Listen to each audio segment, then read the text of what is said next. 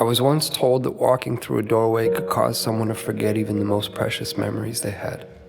Memories of good, memories of bad, memories of love and of loss, all tucked away neatly, stored like the worn-out blankets that were kept to dress the rainy days and bad habits that happen from time to time. Or what it felt like to rest your head on a friend's shoulder that still carries with it the creases from where you last placed your heart. Just like that. Gone within a single step.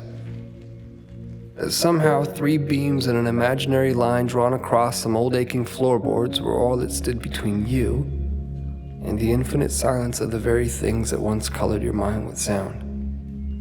It's funny. You can make yourself believe almost anything if you think about it for long enough. Was that you? Was that you? I was once told that the love I felt beating inside my chest was nothing more than my mind playing an unfair trick on my heart. And like a pair of dice dancing along the uneven pavement, their fate, much like yours or mine, had already been decided.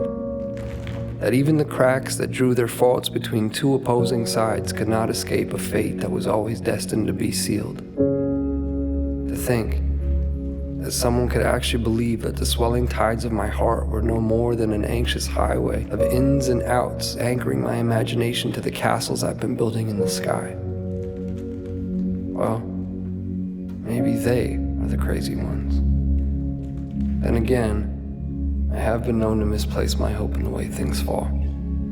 And if I had to confess, there stands a greater chance that I've all but lost my mind in here. So I suppose it's better off this way.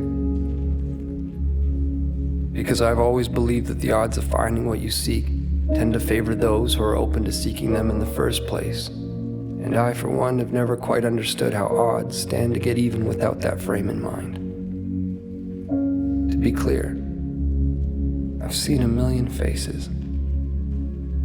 I've seen a million different faces, each one mirroring that of your own. And still, none of them have felt like home to me. None of them have felt like you. So here we are. And I can vaguely and strangely trace your outline. I can remember what it felt like to hold you. I can remember what it was like to stare blindly into your eyes for what felt like an eternity. How could I forget that? I could never forget that. I could never forget you. No matter how long it takes for my words to make their way through the vastness of this place we've called home, I unto you and you unto me, I say them and will continue to do so. Day after day, night after night, never knowing if you'll actually hear them. There's no place for time here. Just overlapping moments where I thought I'd found you, or I thought I heard the sound of your breath, or I felt your heart as it waited patiently for mine, retracing the steps that we left in the life before last, before our eyes closed, before the great divide, before a doorway stood between you and me. As it stands, I found myself in that doorway again, with both feet in and your heart on my sleeve. But I can't bring myself to walk through this time. Not yet, at least. Not until I take one last look and see that it was you. That it was always you. Our hearts strewn across those old fragile floorboards. The silhouettes of each and every one of our memories playing out like a story that we both know we've seen before. I remember now. This was where I first found you. Beyond those closed doors, I will find you again. My love,